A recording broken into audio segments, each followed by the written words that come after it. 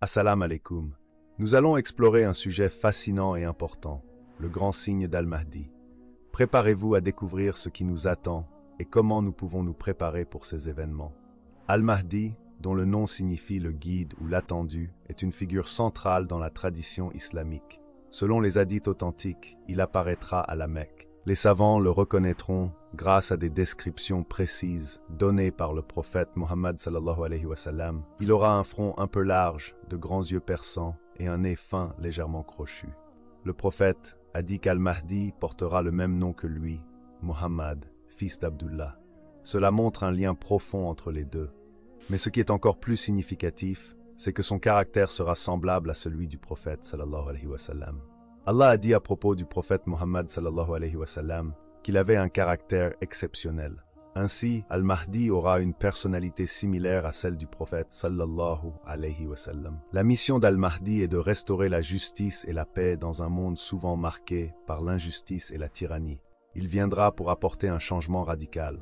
En peu de temps, avec l'aide d'Allah, il transformera la société, apportant équilibre et harmonie.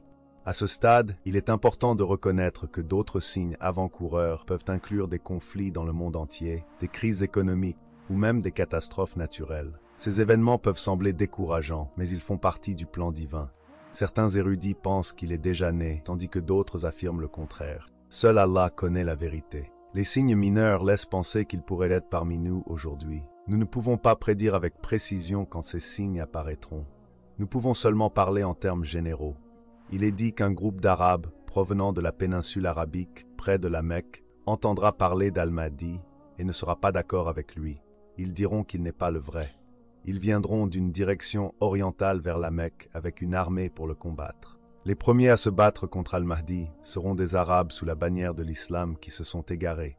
Alors qu'ils approchent, Allah fera engloutir la terre sous eux et ils périront tous. Un autre groupe tentera également de le combattre, mais Al-Mahdi les vaincra.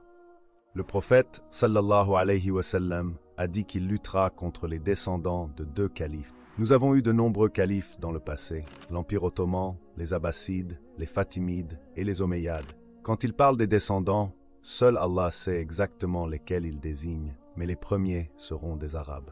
Les compagnons du prophète sallallahu alayhi wa sallam ont demandé ce qu'il adviendrait des musulmans qui se battraient contre Al-Mahdi s'ils étaient sincères dans leur foi et meurent dans cette bataille. Le prophète sallallahu alayhi wa sallam a répondu que chacun serait jugé selon ses intentions, même s'il faisait partie du mauvais camp.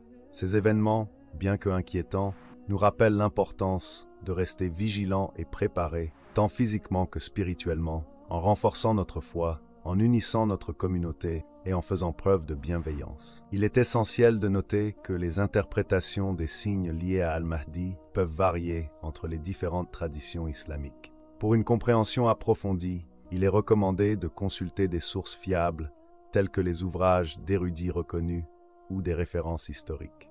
Merci d'avoir regardé la vidéo, qu'Allah vous bénisse ainsi que toutes vos familles.